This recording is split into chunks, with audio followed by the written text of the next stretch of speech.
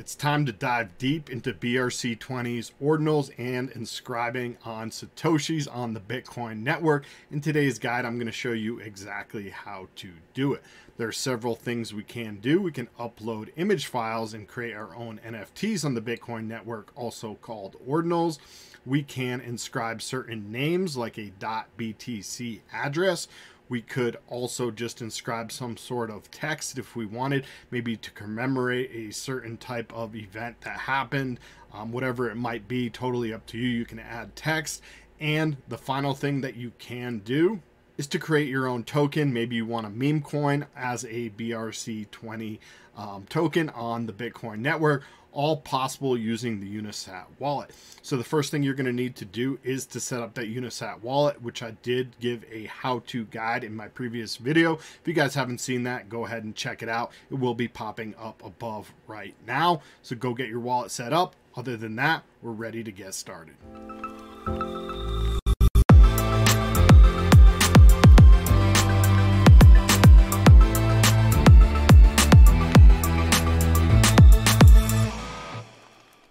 So we're going to be using UniSat today. I briefly covered how to set up the UniSat wallet again. So if you guys haven't seen that, it will be linked in the description below, and it was popping up above in the intro. So make sure you guys check that out first. Get your wallet set up and you're ready to go. The next thing we want to do is come on over to inscribe, and here you can see files. This is how you're going to make the Ordinals or NFTs on the Bitcoin network, and you'd simply drag and drop your files here. One thing to keep in mind is that UniSat only charges a service fee for the first 25 inscriptions in a single inscribing batch order up to a maximum of 1,000. So if you're minting like 1,000 of something, you're only going to have to pay for the first 25. So if you're planning on doing a lot, it definitely is recommended to do a batch order where you're only going to have to pay for those first couple. Okay, so you'd post those in here and then go ahead and just click submit and pay. If you wanted to do names, so this is going to be like the ENS of Bitcoin where you have an address for your Bitcoin. You can choose which one you want, a .x, a .gm, .ord, .xbt, .btc, .unisat, or .sats. And we can go ahead and check that out. If you wanted to do a text, you could do a single one or bulk. If you wanted to, mint many different texts. So that definitely is possible here. So if you guys wanted something special, send it to someone, maybe your girlfriend or something, you want to mint I love you and send it to her, that would kind of be cool. Whatever you guys can think of, there's lots of different ways you can do this. There was like examples of people inscribing certain information that they needed to get out of some place that they weren't allowed to send traditional communication, and they were able to mint it on a Satoshi and send that Satoshi. So cool use of that. And then again, if you wanted to create like your own meme coin, you could mint, you could deploy, or you can transfer them. So deploy would be how you want to do it, and you can read right here, there is more information. So if you needed to figure that out, you can come down here and just read this full guide here. So again, deploy, you're going to create the BRC token. And then mint is if somebody had already deployed it and you just want to mint those tokens, you can do that as well. So this would be like, as an example, if we search or we go to the marketplace here, I guess, and we went down to BRC20 networks, we could see like meme. There's a whole bunch of different tokens here. If we wanted to mint, if there was some available, we could mint those. But again, so, you're going to have to just figure out what you want to do. If you're trying to mint another person's token, if you're trying to transfer tokens, you need to actually inscribe them into like a transferable amount to be able to send those. So again, that's that function there. And then deploy would be actually creating it, where you can set the total supply and the limit per mint. So how many maximum you would be able to mint. You obviously don't want someone to be able to mint all of them in one batch. So that's up to you guys, and there is 4 characters here. That's pretty much everything on the overview. What I'm going to do right now is to actually do, as an example for you guys to show you, is going to be the sats. So one thing, again, if we wanted, we can come up here and search, and we can search to see what is available, to see if the domain name .sats is available. For me, I want to do the bitrush one, and I've already checked it out, but let's just go ahead and do it for the sake of the video. So bitrush. We can search it and there's nothing there. I can do bitrush crypto, and again, there's nothing there. Typically I put the hyphen in my name, so just as an example, if I wanted to do bitrush, we can check again and see nothing's there. Now, obviously something like bitcoin.sats is going to be taken, so if we type that in, there's a whole bunch of different ones here. Not all of these are like real, like they'll have hidden characters and things like that, so you have to be careful when you're actually buying these. You can see like this one has lowercase b, this one has a capital B, but most likely there's something else going on here, guys, that you need to just be very, very careful and check these out to make sure they are the real deal.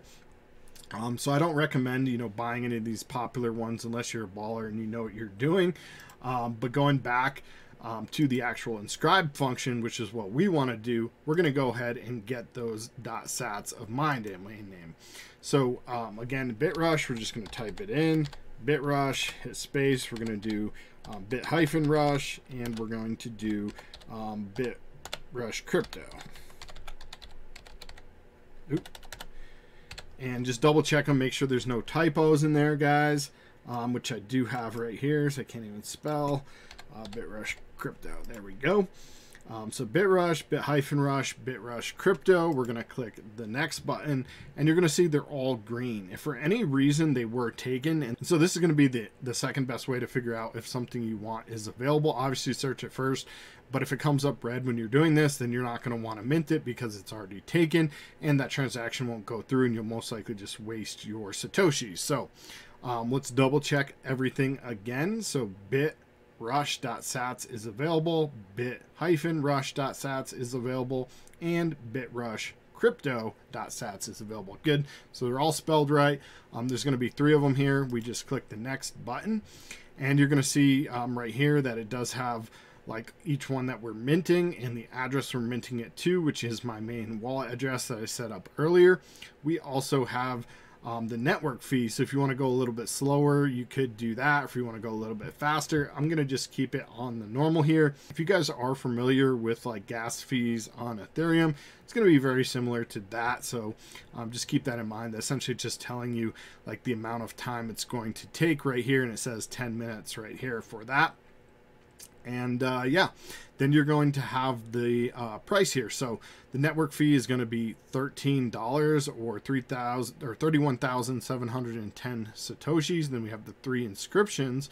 And so it's going to give you the total down here, which is going to be about $17 in Bitcoin. Once you've read all that, you're ready to submit and pay. And again, guys, this process is going to be very similar to whatever you're doing, whether you're doing the ordinals with, you know, the NFT ordinals when you're uploading an image, if you're doing the text, or you're doing a BRC20 token. The process is fairly similar. So again, we're going to just submit, and it's going to give us the ability to pay and pay with our wallet here. And if you don't have any Bitcoin in your wallet, there'll be a little link that you can buy some Bitcoin with MoonPay if you need. And they also have a nice option here where you can send it to this address. You need to just make sure it's compatible. So if you don't have it in your wallet and you wanted to send it from somewhere else, again, here's that link for MoonPay. You could use the QR code and scan and pay that way. I'm going to just use the amount in my wallet here, which we can see again is 16.69, so it's gone down a little bit. Network obviously is a little bit faster right now, or a little bit cheaper, I should say. So if all that looks good, go ahead and pay with wallet, and we're gonna have to confirm in our wallet here. So just bring that over. It says the fee is much higher than recommended fee of 53. Okay, again, this is like Ethereum gas. You're paying a little bit more than recommended to make sure this thing gets through pretty quick. If everything looks good though, and we're happy with that amount, we can just click sign and pay. If we need to change anything, we could click reject. So looks good to me. Let's go ahead, sign and pay. And there we go. It does say it's starting to inscribe, so waiting for the confirmation. We need 3 confirmations. We could boost it if we wanted, pay a little bit extra if you guys are impatient or something like that. I'm not going to do that, so we're just going to wait a little bit here, and we'll come back once these transactions are confirmed, and we do have 3 blocks confirmed. All right, now when we come to our wallet, in addition to our balance, we can see here, we also see that we have these unconfirmed you know, inscriptions here. So if we click on them, we can see what they are, and we can see it's bitrush crypto.sats. So that's pretty cool. And if you wanted, we could check it on the network or whatever. Still waiting for them to be confirmed, as it does say unconfirmed. Once they are confirmed, we'll see them in our wallet here as confirmed transactions, and they'll officially be our names. All right, now if we come back to our wallet here, we can see that they are confirmed. I do have bitrush.stats, bit-rush.sats, and bitrushcrypto.sats. And if we want, we can click on them and view all of the information here. And if you wanted, you could also list it. We can come back to this main screen and list from here as well. So if you wanted to sell this for some reason, maybe you're doing this as an investment, you want to get a bunch of key names and lock them in and try to sell them to other people, this is how you would do that here. So we could do like 1 Bitcoin and list for sale. Again, we're going to have to pay a fee here to get it to the network. So you just sign that and there we go. It's going to take a little bit of it. Obviously, if you do make it, that's their fee for the platform here. So we're just going to reject that. I'm not selling any of mine. But that's how you do it, guys. And then we can also filter if you had a bunch of different ones, maybe like a .btc, you could filter it that way. But yeah, that's pretty much everything for this video. I hope you guys did enjoy. If so, if you learned something, go ahead and smash on that thumbs up button. If you minted some NFTs and some ordinals and you want to send them to me, go ahead and do that. Here, I'll put up my receive right here. If you guys want to scan that QR code, send me some of your ordinals that you're minting, or maybe some of your meme coins that you minted using this technique that I showed in the video. Feel free to send them over. Otherwise, I hope you guys have a great one. Thanks for watching. See you in the next video. Let's get that coin.